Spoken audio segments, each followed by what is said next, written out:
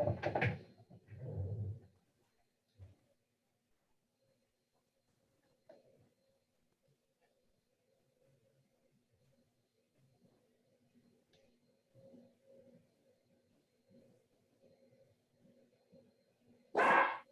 right, well, it is 3:32, so if it is okay with everybody, we could go ahead and get started. And then if anyone else joins us, we can just fill them in. Is that all right? Okay. Let me open the agenda and make sure that I'm doing this correctly. Okay, so I guess I'm calling the meeting to order. The first item that is on our agenda is the approval of the minutes.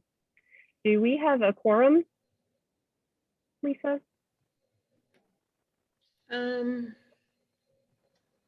Yes.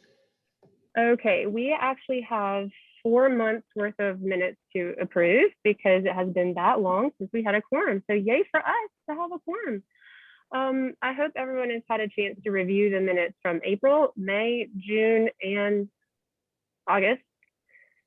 Do you know if we have to approve these individually or can they be approved as a group? They can be approved as a group. Then we need a motion to approve. Well, actually, I guess we need to find out if there are any suggested changes or any issues with the minutes. No. Okay, then we need a motion to approve those 4 months of minutes. I move to approve the minutes for the last 4 months. I'll second. That's Amy Lawfer. Thank you. Thank you. So then we need to vote. Karen? Yes. And Emily? Yes. Amy? Yes. And I vote yes as well. So the motion passes and the minutes are approved. Let's see what's next. Next, we have the business from the director. Hi, I'm Kaki. I'm the director now. So this is my first advisory board meeting. Thank you very much. I would really love it. And since this is Emily's first meeting as well, I think it would be helpful to do introductions. And so I'd like to use my director time to do introductions if we could. And because it's the end of the day, I wonder if when it comes to you, you could name your superpower. And if you don't have one you're willing to share, if you would name one that you'd like to have as part of your introduction. So I'm Kaki Dimmick. I'm the Director of Social Services for the county. And my desired superpower is 8 hours of sleep in a row. Shall I call on someone to make sure we keep this going? Yes. Erica, you're right next to me on my grid. I was still trying to think of my superpower. I'm Erica Jenny John, and I supervise the family support program in Albemarle. And I think my desired superpower would be, man, this should be easier. I think that I would like to magically create money so I can create my farm to the size that I would like to run it. It is a small hobby farm now, but I would love for it to be larger. Who do you pick to go next? Let's see, Wanda, you're on next to me. Hello, everybody. Wanda Horman. I am one of the assistant directors over both mostly eligibility and adult services. And my superpower wish would be to be a fly on the wall.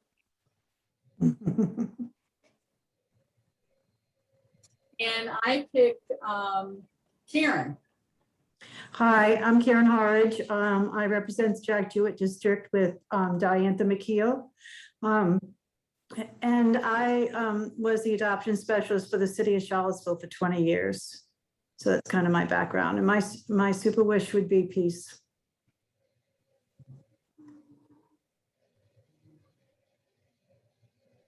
Karen, can you pick someone else to go next?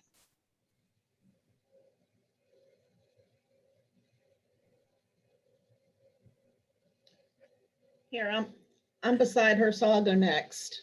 I'm Lisa Jordan. I work for Albemarle County. And my real superpower is that I can schedule lots of meetings. Ah, And I pick next, Emily. Hi, I'm Emily Dotson. I'm on the seat in Scottsville. I work at Addiction Recovery Systems in Charlottesville. My superpower would have to be in multiple places at once.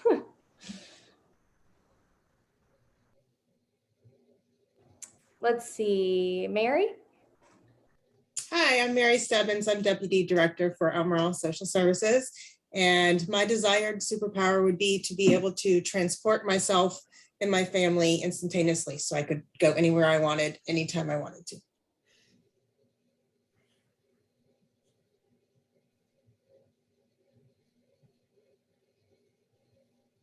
Sorry, I forgot. Alice. Mellis Micklem, I'm the Assistant Director over Child Welfare and our self-sufficiency team. And my actual superpower is North Carolina sports fandom / knowledge. And I think, who else is still needing to go? Philip? Go. Philip Holbrook, I'm the Housing Program Manager for the Office of Housing here within DSS. I wish I had a superpower to understand federal regulation, ah, but I'm not sure I'll ever have that superpower. My other would be to have my kids get along all the time, which I don't think I'll ever be able to have that one either, but one can dream. And Sam, have you gone yet? Good afternoon. Can you all hear me? I've been having technical difficulties since last Thursday, so we're here. My name is Sam Spencer. I am the self-sufficiency supervisor here at Albemarle County DSS. My superpower, gosh, I got like 3 or 4. Which one do I pick? I think ideally I would want to be able to provide housing and transportation for all. I think that would be my superpower. So, and I believe Amy is next. Hi, Amy Loffer. I am Ravenna District with B. Henderson, or sorry. Oh my gosh, I've been driving all day. My kids have been sick since the beginning. My superpower would be that my children get along and they actually are not sick anymore. It's B. Lepisto, sorry. Yes, thank you, Mary.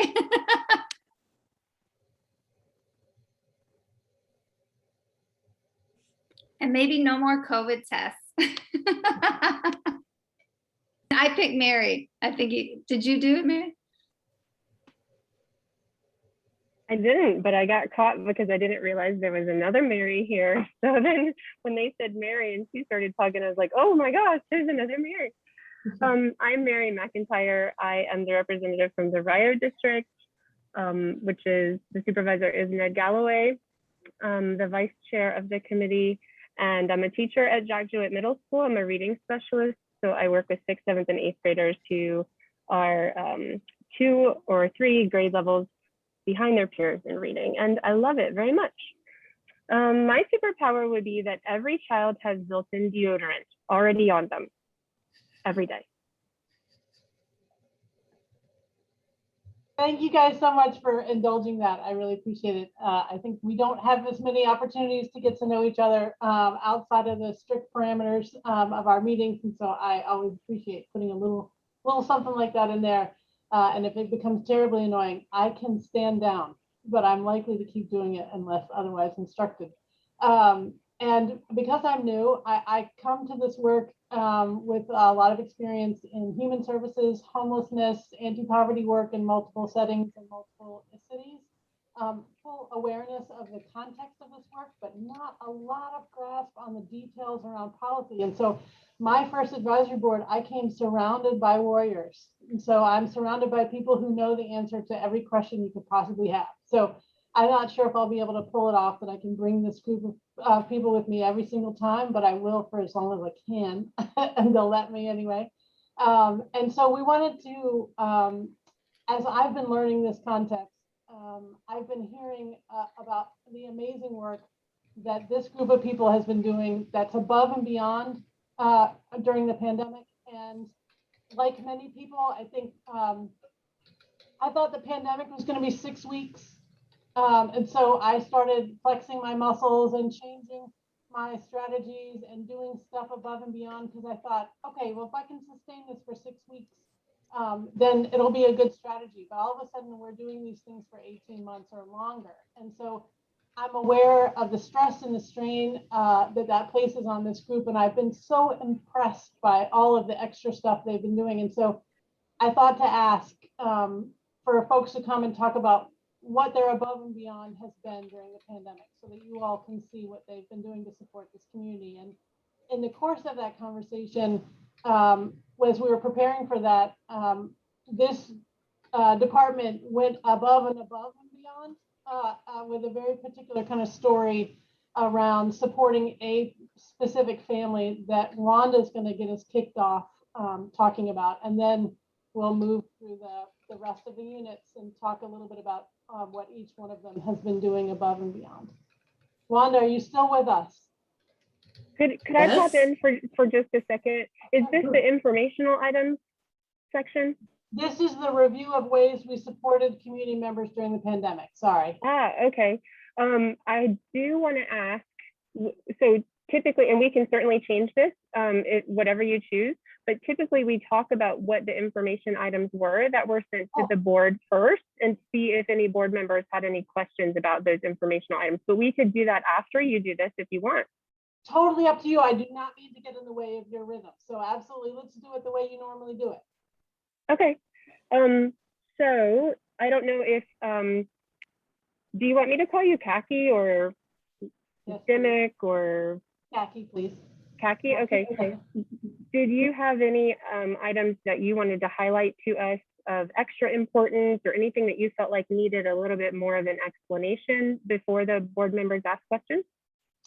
They all need extra for me based on my newness, and so I don't think I can say that, but all of the writers of those informational pieces are on the call today. So if they all had something that they wanted to highlight, I would encourage them to do that. But I don't start with that. Okay. Members of the board, did you want to bring forward any questions after reading the informational items? Karen says no. Amy, go ahead. You know, I only received 2 PowerPoint decks. Is that what we're talking about? The child welfare, Medicaid? Is that, sorry. No, it came with a Zoom invite. There were a bunch of attachments to the Zoom invite. Okay, sorry, I only saw the decks. But okay, I'm still trying to figure out where everything is. So I don't have any questions, obviously, except for, are we going to go over the PowerPoint decks? By the way, that is going to be a massive hurdle. I can see that. So thank you for everything you guys are doing. Emily, did you have any questions? No? No, no question. Okay. Sounds good. I did jot down a few of them. One of them is about in the Bright Stars update, letter G. It says that we're currently interviewing and hiring for 3 additional family coordinators to join the team. And I was just curious, what is the pay rate for family coordinators for that job?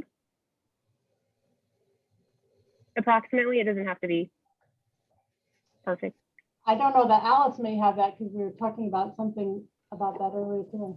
Well, it's pay grade 14 on the county hiring scale, and I don't have the scale pulled up, so I'm just a little reluctant to be quoted on it. But I would say like the minimum would be somewhere between 45 and 47. Actually, based on I memory. have Dallas. It's 42 is the minimum, and the hiring 20% is 50. Thank you.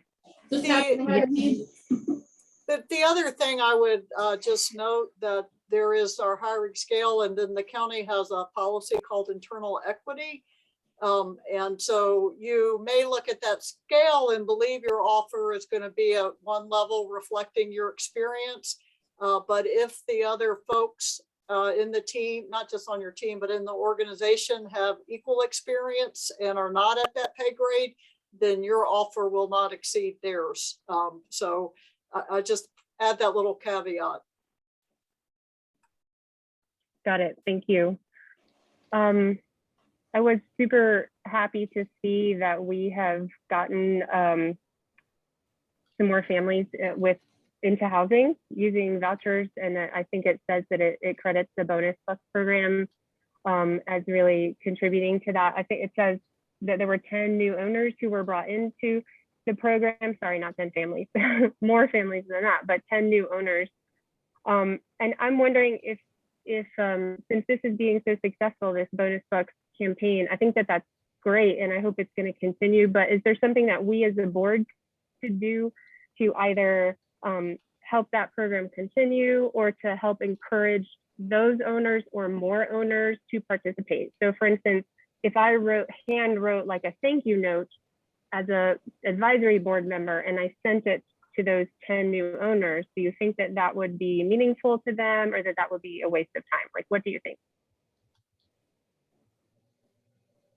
And a fantastic offer. I would be really interested in connecting with our rental assistance coordinator, Carter, who runs the Bonus Bucks program, and seeing if she might be willing to fold something like that into her owner outreach efforts.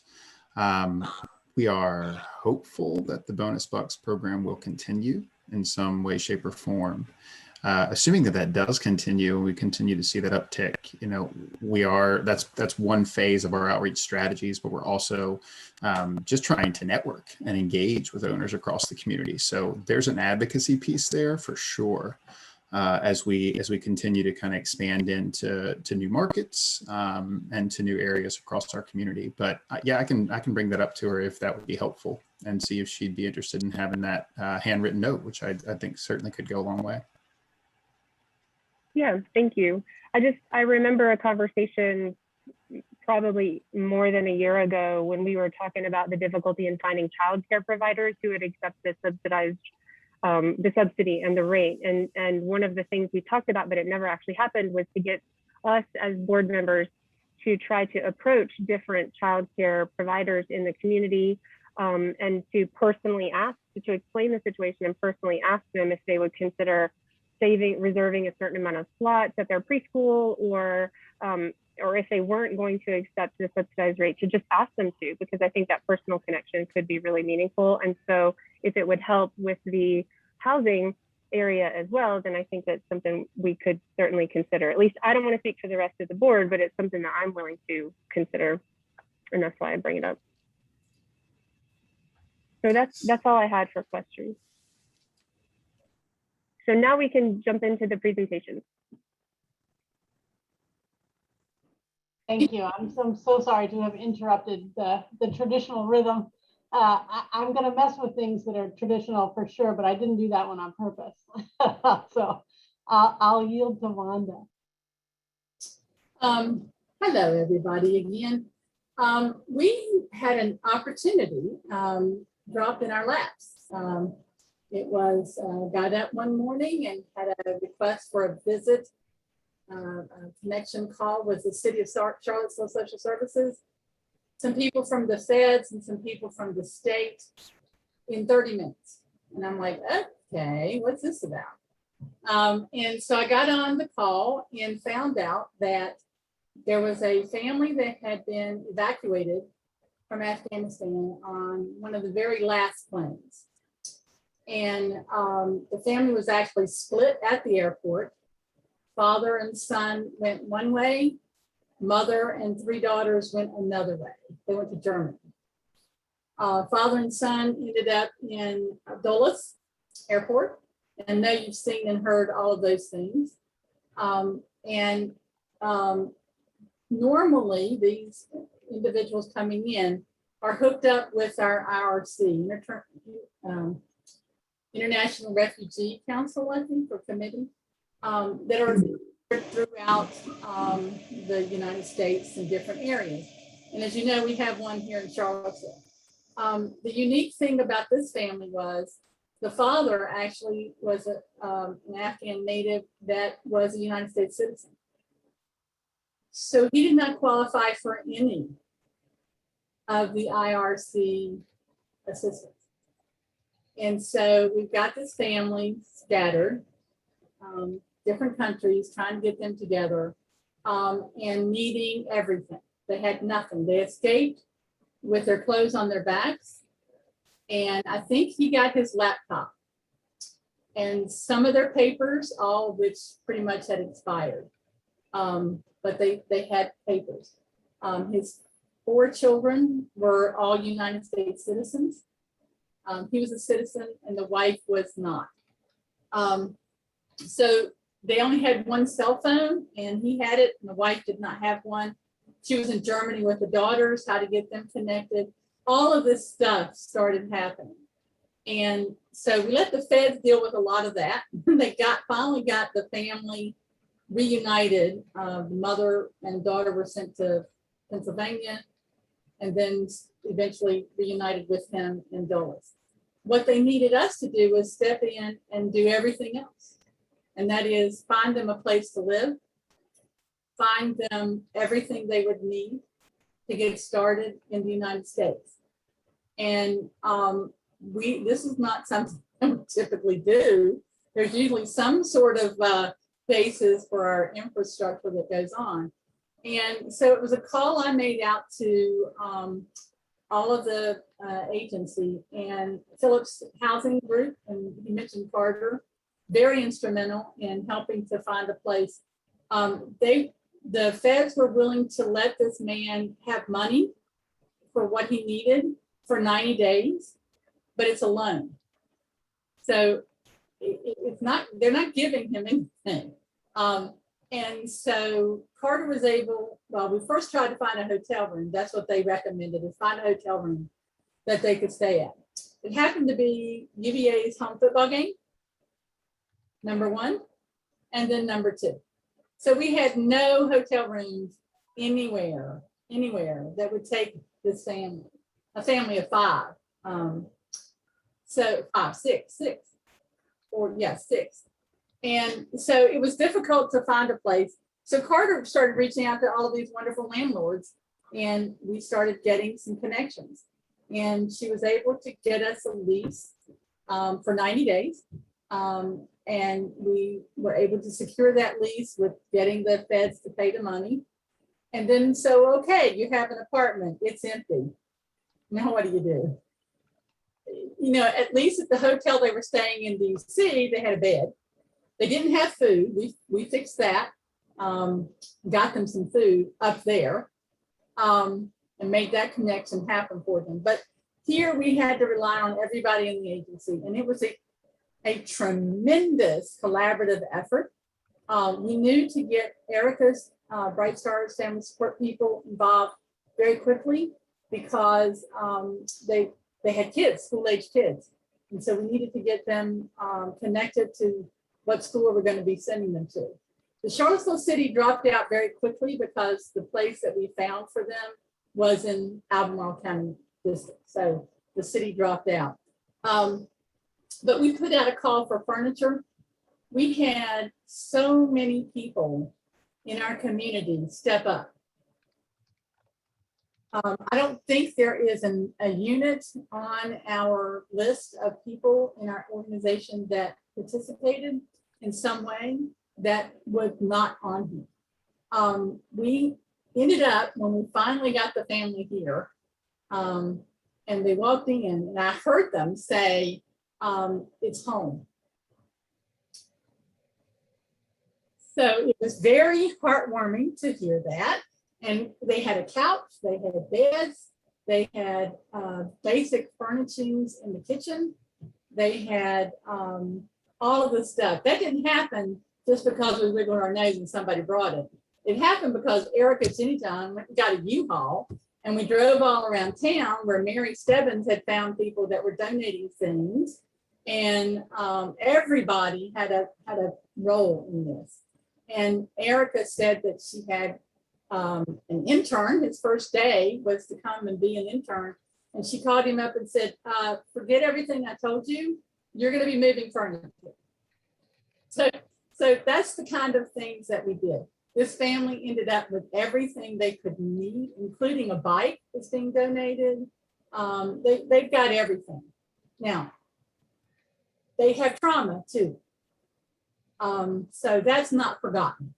And so they have 2 family support workers that are working very closely with them, with the family. And remember, everything we're giving him that is costing money, he's got to pay back. So I don't know how they work that out, but that's between him and the feds and how that manages to work out. We even had someone from Sam's shop find him a job, sight unseen.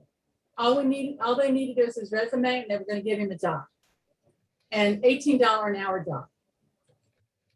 Not bad, you know, for nothing. And so there's a lot of connections that have been made, and the whole agency took a role in this and united. And it was really good to see. So I thought that was a really good story for you to see that things drop in our laps, most unexpected and often unasked for. And this team rallies and we got it done. And Erica is still daily working with the family. Her 2 workers there's a lot that has to be done. The day they arrived, they were given a SNAP card that was already had their benefits on it. Shortly after that, they were given Medicaid for the children. Shortly after that, I'm not sure about the TANF, but it's coming. If it's not already, we're close. Okay, Erica. So it's good that we're going to give them some underpinnings. Will help them in getting situated in state. Questions? I will entertain.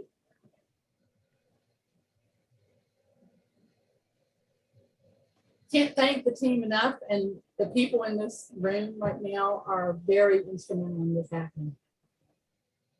That's a fantastic job, story. Wonderful. Great job, you guys. Amazing, really.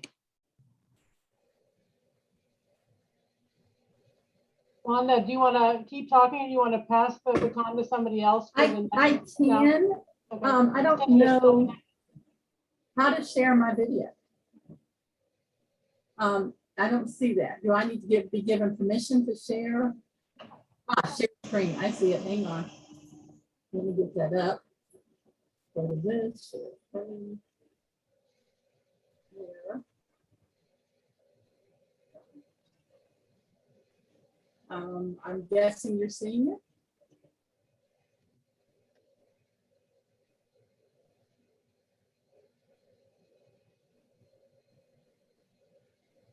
Okay, are you everyone seeing my big screen here that says COVID benefit changes? Yes. Yes. So Kathy asked if we would sort of go through some of the highlights of the changes that have occurred in our programming with COVID. And if you saw this video, I mean, this deck that's been sent to you, you will see that there's a lot of information in here. And I'm going to try and stay out of the weeds. I will certainly entertain any questions if you have, but I wanted to put the things out there that how the staff have had to make some changes again on the fly because of COVID. Medicaid is our biggest concern, actually. Medicaid stopped. You cannot close anybody for any reason unless they die or they move out of state or they tell you to close it. So not listed in there is they're no longer eligible. So people who were eligible and are no longer eligible are still active Medicaid. And we stopped doing reviews because if the review results in ineligibility, we can't close them. So that's going to be a problem whenever the feds decide to say, okay, you got to start reviewing these, because we will have thousands of cases that need to be reviewed, and customers are going to be shocked, particularly with long-term care.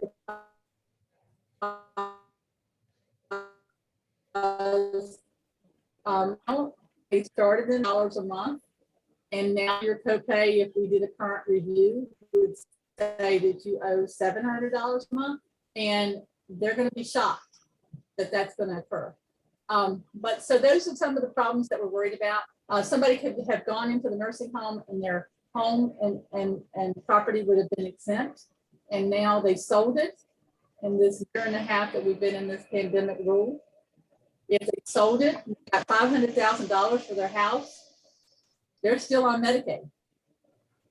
That's not considered a resource that makes them ineligible. So there's going to be some problems when we go to that. But that's one of the biggest changes in Medicaid that were implemented because of COVID.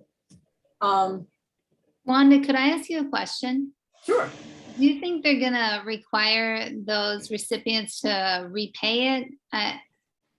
Or we are being led to believe no. We're being led to believe that there will not be an ineligibility retroactively.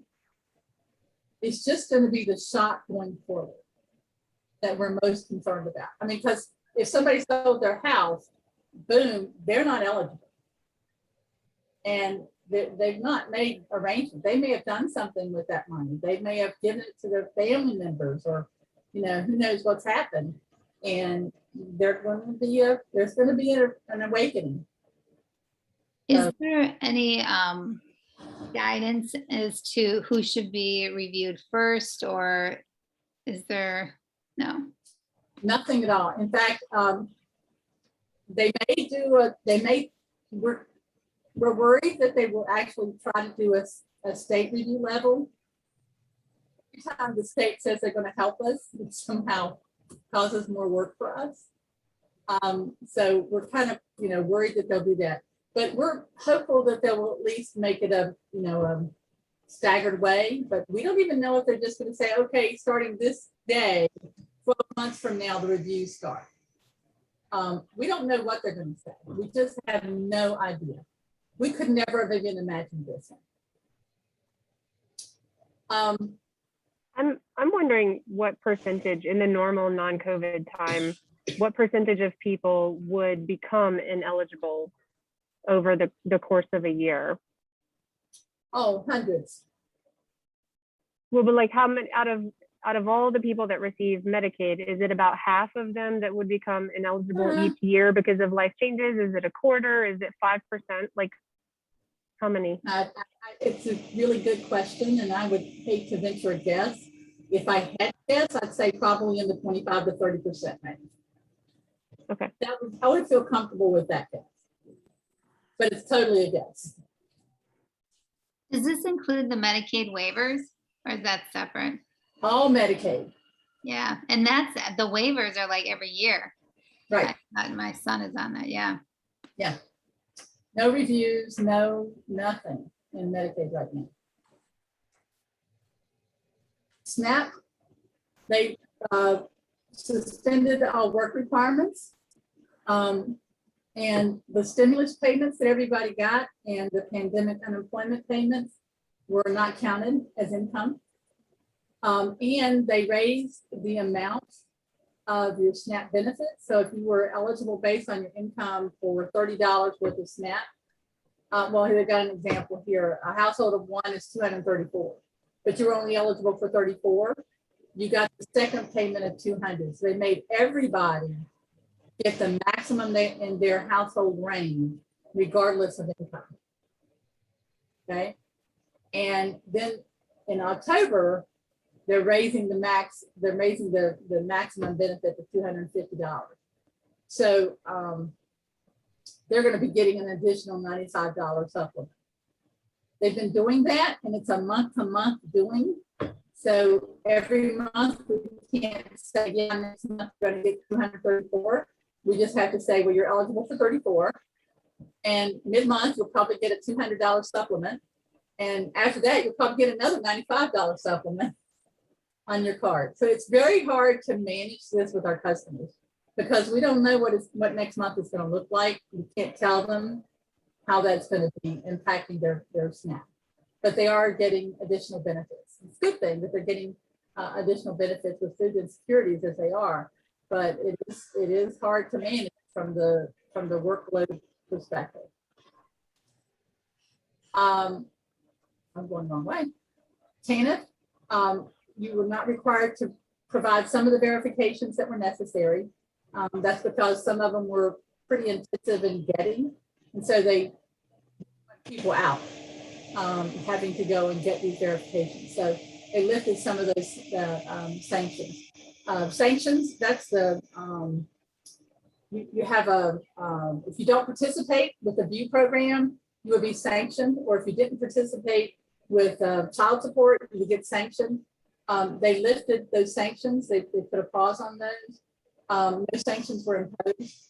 And then the 60-month lifetime clocks in TANF, you're eligible only for 60 months for your lifetime.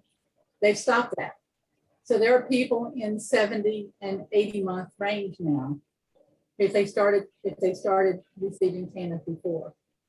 And then they also gave an emergency assistance up to $1,500 for eligible households. Energy assistance. We like some of the changes that they made in energy assistance because we're hoping that they will make them lifelong. Pre-approval for cooling. So you didn't have to apply if you were previously eligible, and based on your eligibility and your other programs, and we knew you were going to be eligible, you were just approved. And instead of you having to send the bill in, every time you had another bill, you had to send another bill in. And so that meant every time a bill came in, you had to process a bill. They just stopped that and they sent the maximum that you were eligible for to your provider. And they deducted it until you didn't have that in there. So your bills, when you got them, showed zero. So that's a nice change, we like that. And then they just recently approved everybody for fuel assistance that they could already approve. And so there's no application process even necessary for fuel now. Now there's some people that don't fit that criteria. They've had changes in income or something doesn't match up. But particularly our SSI clients, if they're getting SSI, their income's not changing and they're eligible for fuel. We know they're eligible for cooling. We know they're eligible. Why can't they just automatically be approved? And this, during the pandemic, most of them were automatically approved. So that's a very good thing. We like that. Refugee cash assistance, there was an 8-month limit on how long you could get refugee cash assistance. And they're stopping the ending of that waiver September the 30th. So this is a change that is going to stop. September the 30th, it's going to go back into an 8-month time limit for waiver. And that's all.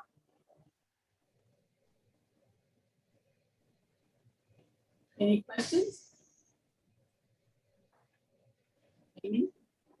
I was wondering, Wanda, or maybe Kaki, should we be trying to get extra staff to go through these eligibilities? I can just see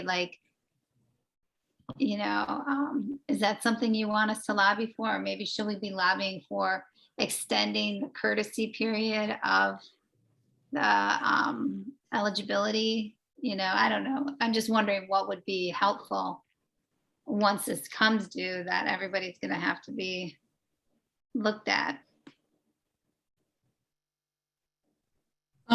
I'll take the first step, Kathy. And lobbying for additional staff is always a good thing. And that's not just for eligibility. I will speak for Alice's side of the house as well. We're hurting in a lot of areas. And so lobbying for extra staff is always a way you can help us. And for the eligibility part of it, particularly, we just don't know what the state's going to do yet. And so it's hard to say. We see it coming and we need to do something. We see it coming, but we don't know if the dam wall is going to be built quick enough to prevent it from hitting us. But we see we see the tsunami coming. We just don't know what they're going to do. So until we know more about that, being specific to the issue of eligibility is going to get hit with these Medicaid cases, and they're going to need help. It's hard to say right now. I do believe that they would at least give us some notice. And so with that notice, we would be absolutely asking for whatever emergency help we get. Now, when they did the Medicaid expansion program, the state gave every locality certain positions so that you could have additional help for the expected onslaught of those positions. They may do the same thing with this Medicaid. We don't know what the state's going to do, but we'll keep you in mind.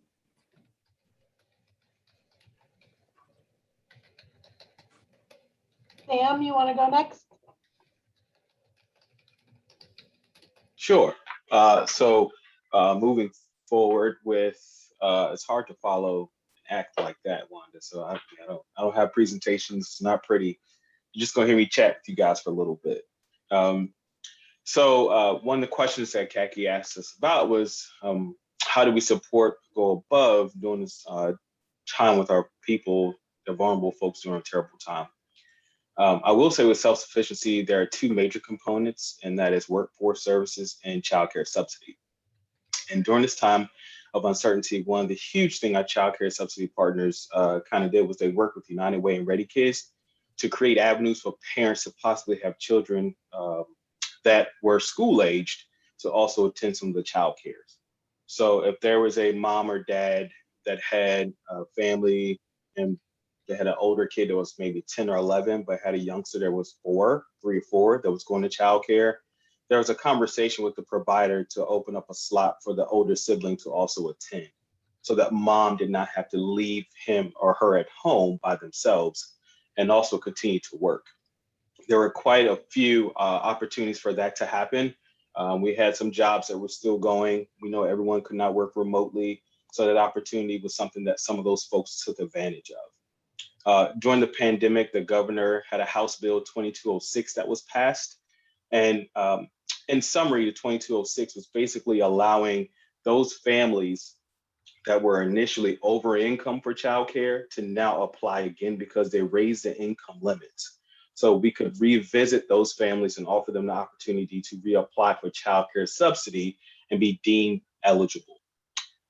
During this time, our senior family services worker, Glenda Best, she reached out to the Albemarle County Transportation to create possible bus routes for children as well, so that if there was a family or a mom or dad that could not get off work to get their children, there was a bus route that took them to the secondary piece. So that was very critical in assisting the families and being able to not leave work at 12:30, 1 o'clock to pick up a kid and go back and have an angry employer that say you can't take that time off.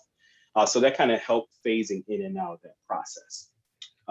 During that time with childcare, we noticed that we were starting to hear the term daycare desert. And what that meant was that we had an opportunity for, as Albemarle County, to have plenty of resources available, but childcare was not one of those. Because the House bill had passed, it opened up more applications, more families eligible, but did not open up more providers. And so we had plenty of families that were eligible for this, but we didn't have enough slots to put these families in these childcare positions, whether it be in-home providers or daycare centers. So we didn't have that availability to do so. So we had to figure out ways to create opportunities. So with that in mind, we're working with our Child Care Community Partners group later on this month, well, probably next week. We're going to meet again to discuss opportunities to create some type of informational fair or job fair for prospective providers.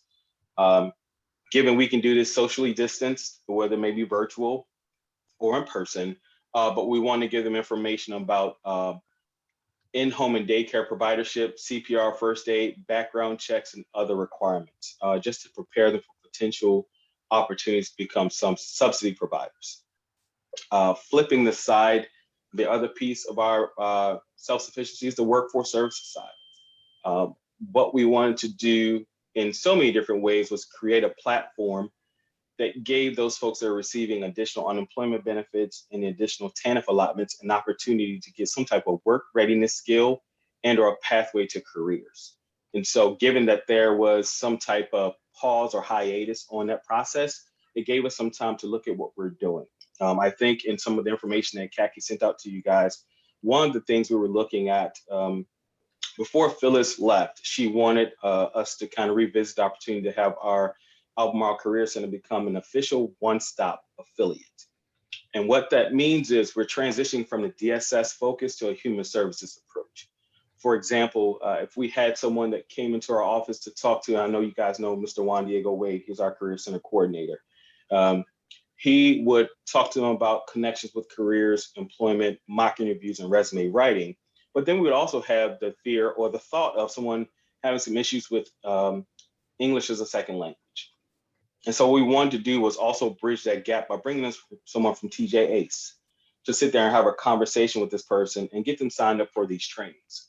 Or if someone wanted to apply for a job, let's say they wanted to drive a truck for a CDL, Juan could talk to them about that opportunity, but if they don't have the training or the training funds to attend that, we're not, serving this person the best way we can.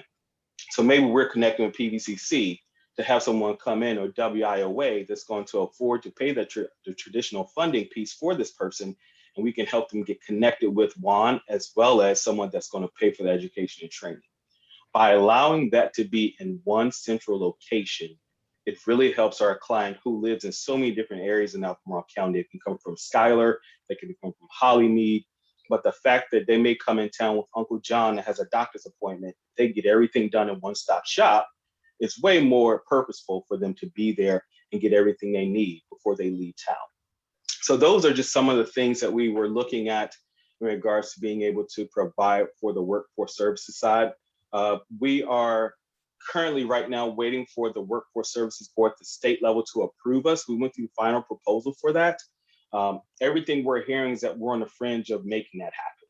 So I don't want to speak too quickly, but I think we're in a good place there. Once we get the final approval, we'll start our training schedule and our schedule of partners that will be in our office, and we'll start messaging out and marketing who will be here and how we can assist folks when they come through the door. As Wanda alluded to, the SNAP participants, eventually their work requirement will come back. And one of the things that we have done with the self-sufficiency teams, we have messaged out to the state, and we are now going to take on what we call our SNAP education and training program. That will assist those folks that are SNAP participants only to get education and training that they were not getting prior to because this program was not in Albemarle County.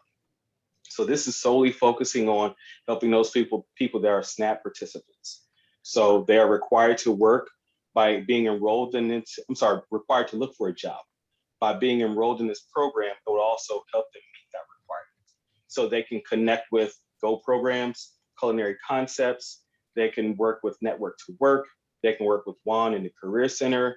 We also have funds available to assist them with rent, utilities, gas, transportation, interview clothing. So this program will really be a benefit for them. One of the things that we're doing is partnering with our benefits teams because they're going to see them for the very first time.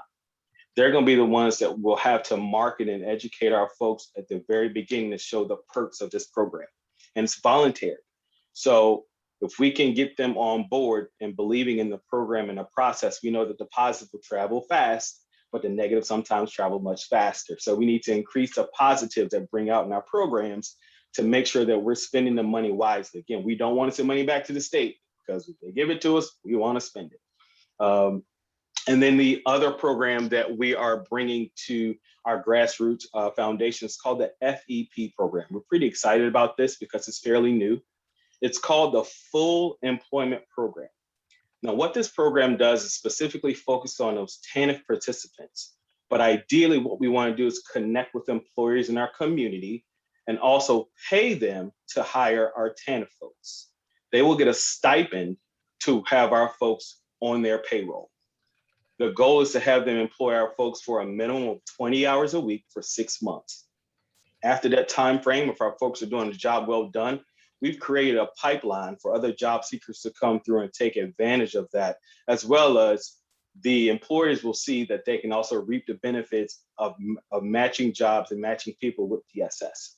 So taking on 3 additional programs during the pandemic was a bit rocky, along with everything else we've been doing with case management. And as Wanda says, putting out fires that we see that are unexpected. But at the same time, we continue to do the things we do because we want to serve our folks. We are still working closely with the IRC and international neighbors with our refugee population to ensure that they're not missed. We know that a lot of our educational opportunities are now online and virtual, and work with the refugees for almost 15 plus years. It's very hard to get them to not want to see you face to face and talk to you by phone. So that has been a struggle, but we continue to try and work the population to ensure that we're still here, you still communicate to us, we're not gone. We're just a little bump along the road right now. We're going to continue to provide success to you guys as much as we possibly can. So in a nutshell, we're still continuing to work with that. We're closely working with our economic development teams right now. Again, they have reached out and allowed us to connect with some partnerships. Again, I spoke about the GO programs. They were initially set up in the city of Charlottesville, but our economic development team, along with our career center, we've created another pipeline to allow funds to be given to Albemarle County residents for education and training. So currently right now, there's a Go Cook program through Culinary Concepts with Antoine Brinson. There are 7 participants in that cohort, and 6 of those are Albemarle County residents. So that's awesome for us to recognize that we know hospitality is suffering right now, but we still have people that believe in an opportunity. So that's another idea of stepping point for us to recognize that our folks are still taking advantage of training and opportunities through the work that we're doing here. So just wanted to pass along a little footnote, but we thank everyone that's on this platform for everything that you're doing, and we continue to work together. Thank you, Sam. Any questions? Did you say it was called Go Cook? Yeah, so it's a Go program, but it's Go Cook. Capital So G-O and then Cook. We need Go Drive and we need Go Babysit. And I'm not sure what else we need, but those seem to be places of high need in our county right now. You're right. And I know they had the Go Drive program and was through the city, and they were getting bus drivers at that time. So that program, I'm not sure, I know Kaki, you were in the city when they were kind of doing a lot of those things, but we haven't had that program in a while. So I'm not sure, that would be a much needed process right now with lack of bus drivers, I guess nationally, but it's basically here, we would need that very much so, but I know what people are dealing with the variant and their uneasiness. But yes, I agree. We need a lot of Go programs. Go fill in whatever it is we need it. Go substitute teach. There you go. I like that one too. Thank you. Cool. Just wondered if you were helping anybody with their unemployment benefits. There seems to be just such a VEC is in the paper again today. Have you been helping folks or? So what we typically do, and this is kind of one of our things that we have a few folks that have some VEC knowledge. I myself, I have some, so we can dig into our background experience a little bit, but we do have connections where we work closely with the Virginia Career Works in the VEC. What we typically do, we have some internal staff that have questions. We have a pipeline that we can contact someone there. It's G14 classified, so we can't tell you. But we do have a connection where we will reach out to them and ask them questions about specific unemployment benefits. Juan Diego Wade has been in the Career Center and does help folks apply for that. We do help them get the information necessary that's needed. We're also working closely with our refugee population to do the same, because I know there's a language barrier at times. So everyone that we reach, they may not be, self-sufficiency is not just the job itself, is getting questions answered in a timely fashion so we can alleviate some stress. So we're also doing the unemployment questions as well. Thank you. You're welcome. Thanks, Sam. Alice and Erica, do you want to load up your piece, please? Alice, are you manning the PowerPoint? I am. Thank you. Erica's going to kick us off and go over our school-based programs. And I will be advancing the slide, Erica, on your command. Okay. You can go to the next one. So again, appreciate your time and the opportunity to talk about family support. We are a pretty incredible team. They're my favorite, of course. So we're always happy to talk about what we're doing. So essentially, you have the slide, so I don't want to read to you. Before the pandemic started, we partnered with Kids Lift to provide a nutritious snack for students to have access to in the school building. Because we wanted to make sure that kids were ready to access the learning environment. And so when the pandemic hit, we were kind of scrambling to figure out how do we carry this over? And the donor reached out and said, hey, we would like to keep helping. Would there be an interest in like a food drive or a food pantry? So we partnered with them pretty quickly, gave them kind of a list of the preferred items. And we now we have converted a small conference room into a food pantry. And we have all kinds of canned goods, non-perishables, and then diapers, wipes, and things like that. And it's available to anybody from the department can go in and make a bag real quick. We just ask that folks, jot their name down and how many bags they made, and then they can take it out and deliver it to a family. And because we wanted to make sure that folks were not struggling with accessing food throughout the pandemic. We wanted to make sure their basic needs were met. So overall, I feel like 300 bags is probably on the low side, but that was the number that we had written down. So we've done at least 300 bags over the last 18 months and have decided to stay with the partner to continue this effort instead of switching back to just the snacks. We'll find another way to do the snacks. One of the other things that we did to make sure that folks had adequate food was our senior worker, Renee Lundgren. She personally drove over 3,000 miles during the pandemic to help deliver lunches to students and families that were all over the county. So she primarily serves the southern end of the county, but she was out dropping off, and these were free meals that were provided through Albemarle County Schools. So she partnered with them and with the transportation department and the nutrition department to map out these bus routes, because one thing that was neat was instead of the bus drivers driving the neighborhoods and picking children up, instead they would have a designated time, and then the families could come out and pick up their meal for the day, and then they just went on their business. And so we had one of our family support workers jump into those efforts on a daily basis. Next slide, please. One thing that we found was folks still wanted to see us face to face. So we got pretty creative pretty quickly. We continue to do a lot of our home visits in the front yard or on the porch. We found that the families really appreciated that we could see them face to face. Some of the folks in the rural parts of the county are pretty isolated out there. And so it was just a nice way to maintain that connection and for us to still lay eyeballs on some of those families who were very at risk and children that we didn't want to lose sight of. We also maintained those check-ins with the school staff and found that it was really helpful. I think a couple of our folks had the opportunity to provide some training to school staff around managing stress and their anxiety around the pandemic and just the impact on them and balancing all of the things that they had to do. So I don't think our conversations were necessarily a lot different. We just had to get used to having masks and lots of hand sanitizer and all of those fun things that we still continue to do. We partnered with, so Carol Fox, who is the Bright Stars program coordinator, partnered with, I forget who, I can't remember the name of the group, but early on in the pandemic, she partnered with this group and they made a donation of something like 800 masks, something like that. And so we played an integral role in making sure that masks were distributed and that we always still have an abundant supply to pass out. Next slide, please.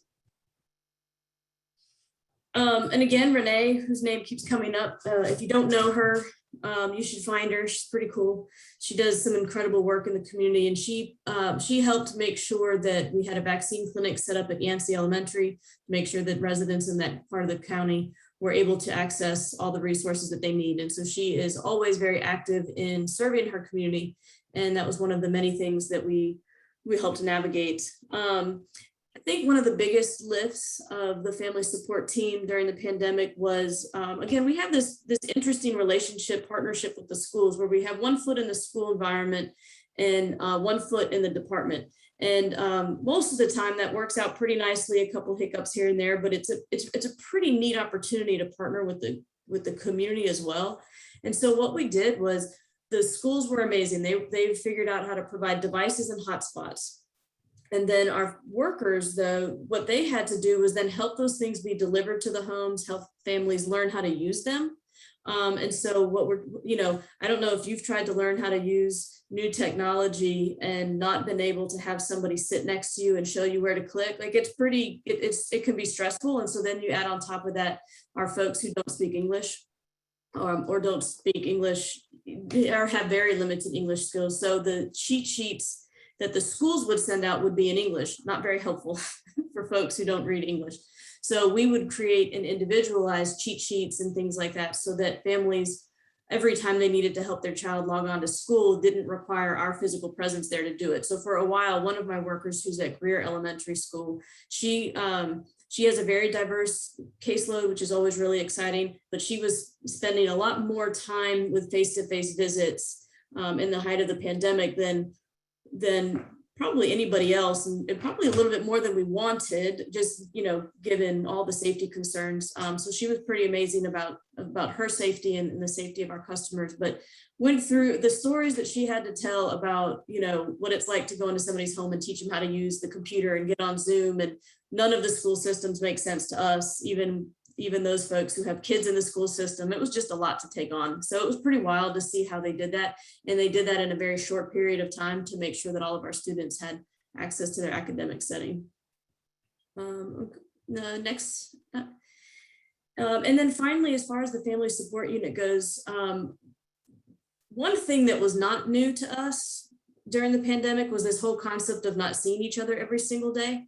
My office is located at 5th Street, but all of my workers are located out in the school buildings. So before the pandemic struck, I saw them twice a month in person, maybe 3 times if it was a busy month. So what we did was, the ability to switch to meeting remotely has given us the opportunity to have weekly supervision, individual supervision, and then weekly unit meetings. And we extended the length of time that we were meeting. And then in addition to that, we wanted to be able to check in on each other. So for the first probably 8 months of the pandemic, we had a designated hour a day where it was very informal and optional. But if you want to drop in and check in to see how each other's doing, tell a funny story, ask a work question, anything like that, there was this time, 2 o'clock to 3 o'clock was the time to do that. And so I set up a Zoom room so that we could have that ongoing conversation. And I really have seen a huge shift in my team and our connection with each other and our relationships. It's really been strengthened, which has been lovely. And again, I always managed a remote team. So there were pieces of that were not a hiccup for me, but have certainly brought some great success into our program. And then next, so I'll talk briefly, I'm not as familiar with Bright Stars, all the details, but essentially they're our sister school-based program, and let's see, they worked to secure additional funding to help replicate the classroom learning environment in the home setting. And so they helped create a variety of tools and games and activities to help supplement what the school was providing. I believe that Carol, it was CARES funding, I believe, is that correct, Alice? Carol was able to access CARES funding to help ensure that all the students, teachers, and teaching assistants had an iPad to help facilitate instruction and regular communication. They set aside daily opportunities to have interaction and weekly communication with the primary caregiver to ensure that they met what is required of them by the state and in their grant, but then also just to ensure that families were getting what they needed from them.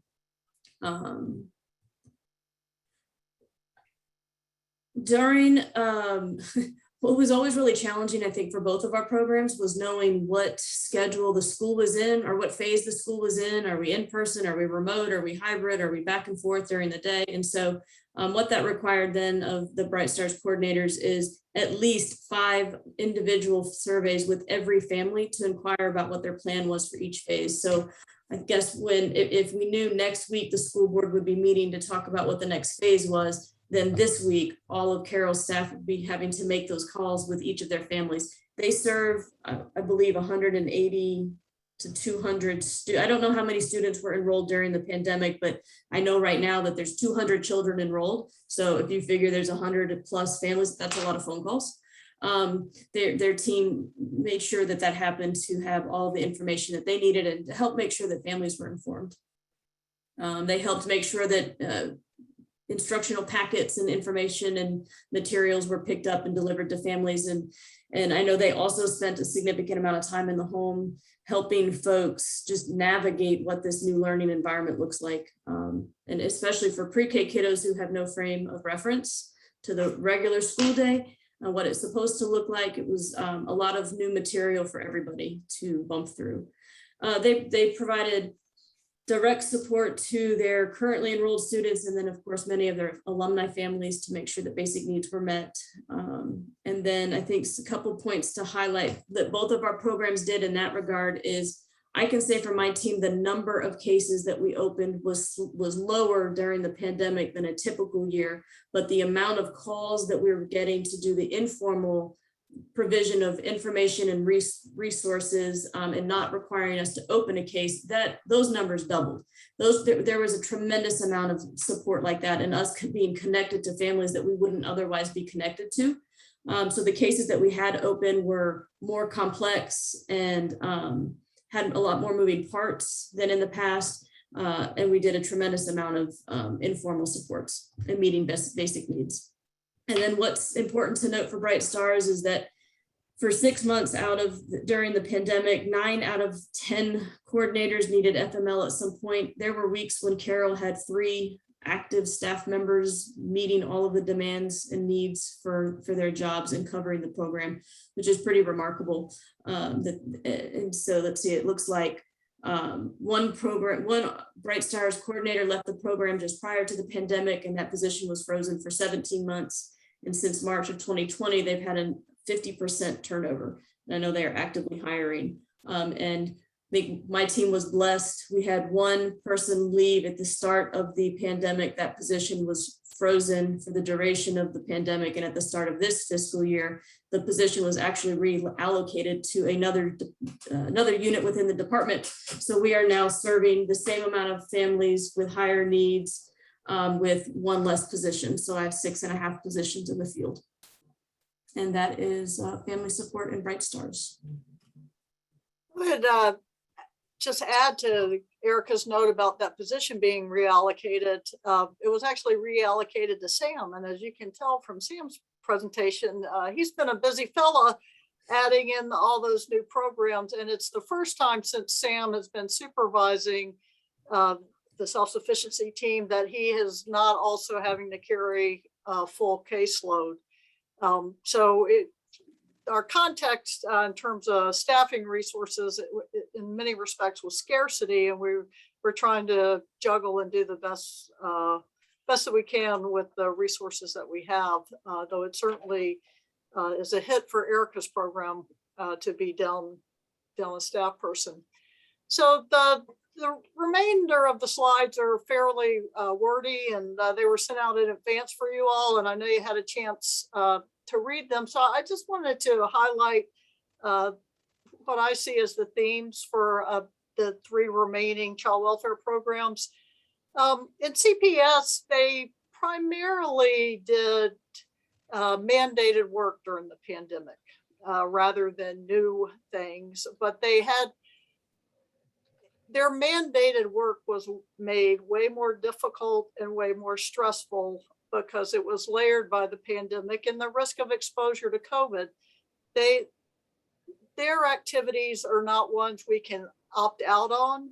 And while some things we were able to do virtually, there were many times child safety needs required that the worker respond in person. And sometimes that was to families that had COVID. Sometimes there were removals involved where there had been positive diagnoses of COVID, and the workers in the car with folks who have been so diagnosed for extended periods of time, in our offices, et cetera, and the risk was greater. And I highlight that because the stress has been greater. And I all of us in society have experienced that. And the CPS is a field where like much of mandated child welfare, the average length of time nationally in the position is 18 months. So it's already a high turnover, high burnout profession. And then when you add additional stressors to it, it just really exacerbates that. And, you know, we've certainly, this team has seen the impact of that, they're experienced, it was 75% when I made the slide, but now it's gone up a little bit higher because we've had an additional person accept another job, and when that kind of impact on that team then ripples out to the other teams, because every team in child welfare, Erica's, Carol, the family preservation team, the foster care team, has had to pick up extra duties, whether that's helping out with intake or whether that's being assigned family assessments. Folks have had to do more to cover because CPS is not a program where any of the required activities can ever be set aside. So the stress piece has been big. I yesterday on Sunday in a sermon I was listening to, the speaker talked about the impact of the pandemic and used the phrase, all this virtual and the isolation kind of hollowing us out. And I really like that and thought it kind of captures it, because, you know, it's great to be virtual versus not seeing someone. It's also exhausting being virtual because that's not how we're meant to interact as humans. And when we're not able to be present with each other, it really changes our experience of the interaction. And so we see that play out with impact on staff as well as with the impact on families. And I think when you read the many paragraphs on the family preservation, that they talked a lot about that. And when they're talking about the family's need and how much time they're needing to take when they do those home visits, because that stress is on the folks we're serving, and they're needing support and they're needing to talk and have that human connection.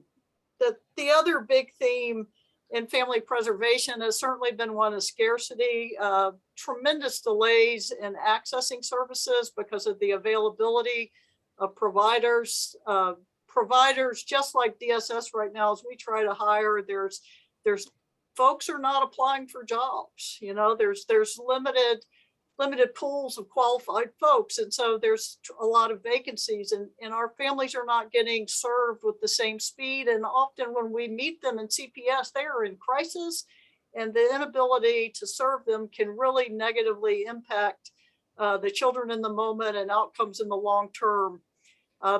One of the slides noted the challenges with the court process and how that's been delayed, so that people are, when the court hearing process is ended, their protective orders are now a bit more restrictive than they used to be when people could demonstrate progress. And so that's been a big concern and impact as well. With foster care, well, I've got to show the mask slide of one of our family preservation workers. So that is a little less engaging than when you can see somebody's face. It's a point well made. With foster care, there were two significant new initiatives to help support our youth who had either just aged out of foster care or were getting ready to.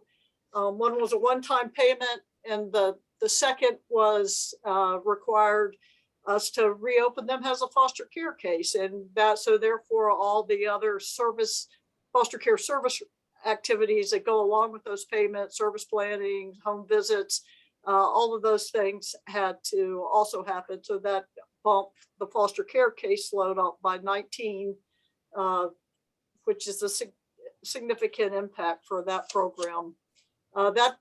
Those, however, were time limited, and those benefits are coming to an end for those youth on September 30th. They will no longer be available.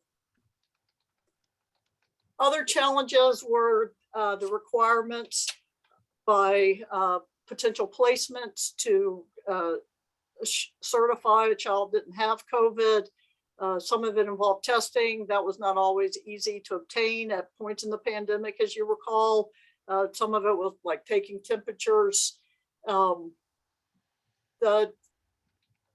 of the big stress, when I talked earlier about the stress on everybody, where we saw that playing out with our foster care youth, where was a period, particularly in the winter, where we had a spike in our psychiatric hospitalizations or need for that.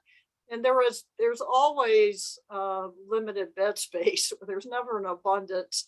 But we were, children were having to wait in the ER without being admitted to the hospital for 2, 3, 4 days sometimes. And when that happens, those facilities require that DSS staff are with them 24/7. And that was a huge impact on foster care, but that's also one of those things that impact other programs and other folks, whether from Erica's program or for family preservation. And even now we have volunteers from our eligibility programs as well to go and sit with these children. And it's really, one of the points we made to staff when we recruited volunteers was it's not babysitting. These are kids who are in crisis, in an unfamiliar setting, without family there to support them. And they need a caring, kind, warm presence to walk them through and support them through one of the most difficult moments that they encounter. So all of these are not easy ask, and particularly during a pandemic where the ask involves go to a hospital, which is not anyone's favorite place to be when there's risk of exposure. So those are just some highlights of the primary challenges. I will say, in terms of things that were really huge impact on the children, was particularly when we could not have in-person visitation between children and their parents. That was exceptionally hard on everybody. And while we would attempt to do virtual, if you're 1 year old and 2 years old, that's not going to work real well. So that we were very relieved and grateful when we were able to be back in person for the visitation. And then just closing with this, I really like this quote, and I thought it captured best what our folks do, and that's show up with hope in their heart and a hand of hope extended to the folks we're serving, that it will, things are going to get better, and we just keep doing our best. And that's all I got. Thanks, Alice. That was good.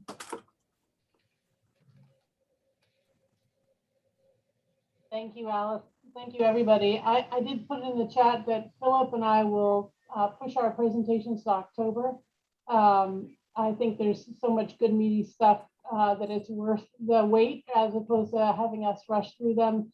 And by then, actually, some of the ARPA funds that we want to talk about will have been actually formally approved and signed by all the people who need to sign and out the door to the folks who need it. And that will be good timing for us to talk about some of those initiatives. It's important that you all know that in terms of ARPA, that there's been 2 conversations happening internally. One is how can we use ARPA funds in a practical way to really make a difference for those folks responding to emergent needs in our community. And then the second is how can we use ARPA funds in a really intentional, strategic way to make a big impact somewhere. And so those are the 2 principles that have been sort of driving the internal conversations around ARPA funds. But we'll be excited to tell you where that money's going when we see you guys in October. But I didn't want us to push or speed through either one of those presentations. So lucky Philip gets to come back. Thank you. Yeah, I do really appreciate all of these presentations. It's just a ton of information. It's almost as if you were reading our minds and predicting what their questions were going to be. So I want to applaud everybody that gave us a presentation today. And do any of the board members have questions for people before they peace out? The only thing I'm wondering, so how many people are left, Alice and Erica? You know, and what is our board notes going to be from this? Maybe it should be. You about mean that. our message out? Yeah. I'm Yeah, just curious, Alice, how many, and Erica, like, how many staff are you down? Oh, well, Erica lost one position, so she's definitely, that's been shifted. So of her remaining positions, she's currently fully staffed. She just has one less position available to her. And then in CPS, we certainly, the exodus, we've been hiring, just can't quite hire as fast as folks are leaving. And at this point, a couple of the folks who've left us, it was actually internal moves. They're going to Carol's vacancies, and they've been really generous with us in working out a transition period that allows them to continue to support CPS for a little bit while we're trying to fill positions. But right now they're actively looking to hire for 3 line positions, and there's a senior worker who they're also in the process of hiring. So there's 4 vacancies. Some of the folks that we have brought in, people have left. One was experienced, and that helps. He had worked in CPS for several years, and the other had no experience. So the training process in CPS is a lengthy one. So it'll be a while before any new worker without prior experience is able to engage in the work. But we're doing what we can for now.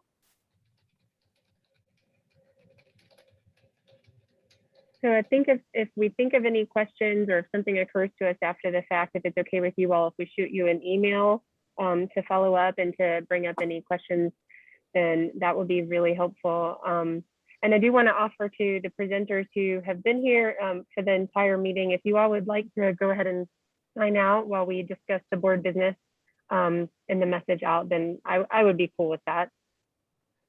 Amy, are you cool with that? Karen, Emily? Okay. Thank you all. Do we have any items of board business for board members that you want to bring up? Mary, I just want to say, this is Catherine. I couldn't get on, but I got on the phone, and it was a great presentation. So I didn't say anything because they were presenting when I got on. But other than what, only thing I have to say is I'm sorry that I was not a part virtually of the meeting, but I will try to catch up next month better than I was. But I just wanted to commend each and everyone for what they've been doing. It's been a rough time. And even though I haven't been doing a lot, I did help get people registered to get the vaccinations through the help of my supervisor, who said, you always can do community stuff. So I did do that. But I'm sorry I missed it virtually, but I was here. Thank you. No, Catherine, I'm so glad you said that. I'm glad that you're here because I actually had written down that I was going to ask if anybody had checked on you to make sure that you were doing okay and see if there's anything we can do to help you access the meetings, like a hotspot or, I don't know. Well, I have a new laptop and we're still fighting. The lightning hit my old one, so I'm still fighting. And I thought I had it. It was working and then it didn't. So that's okay. But I'm doing better. I did have to have an emergency surgery, but I'm better. And I'm pretty much back to everything. Thanks. Okay, we'll be in touch. We also, I wanted to bring up that we have moved our meetings now to the 3rd Tuesday of the month. So if all of us can go through and change all of our calendars, I had pre-filled in all my dates for the year. I'm just sketching it out and moving it to the 3rd. I did want to ask though, I know we had talked about how we were receiving a lot of emails with information before the meeting, and it was making it hard for those of us that get a ton of email, like it was just getting bumped down and it would get lost. So we had asked if we could hold the information items and the agenda and all that until the day of the meeting. Is it okay with the rest of the board if we ask for that to be sent to us the day before? Because what I'm struggling with is I'm not having enough time to process the information items before the meeting when I just get it the day of, because I'm already at school, I'm at work. So I read it today on my lunch, but I think it deserves more than that. So is that okay with you all? I think that's a good idea. Great, great idea. So just one day before, is that okay with you, Lisa? Yep, that's fine. Okay, Great. thank you. Excuse me, I have to leave to go Yeah. school, so I'm just going to say goodbye. Bye, Okay. thank you, Karen.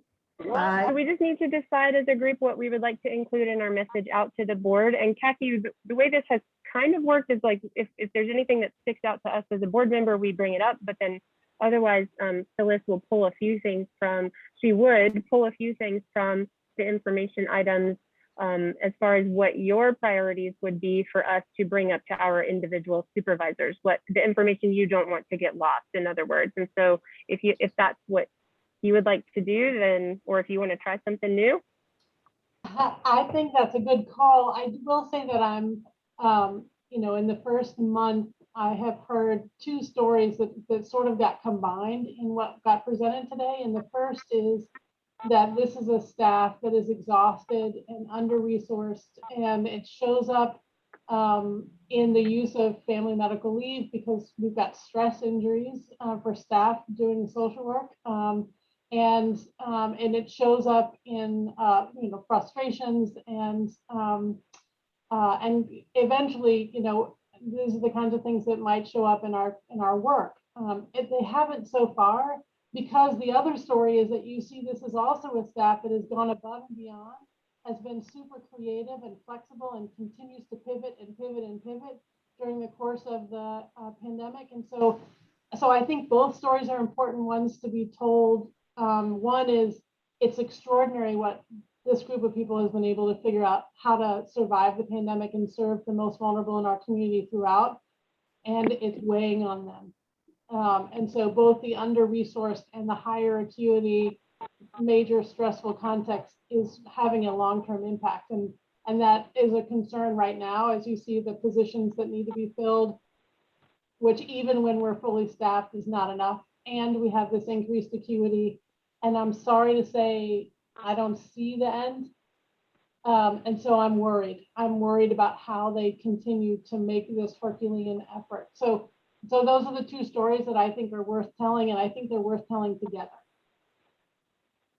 Yeah, Got I it. totally Thank you. agree, actually. And I was almost thinking that, gosh, just some way of recognizing the work.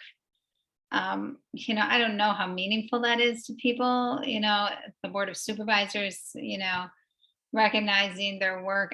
Kaki, I'll think about it some more too. I've been thinking about our healthcare work. Just like everybody is just at the breaking point.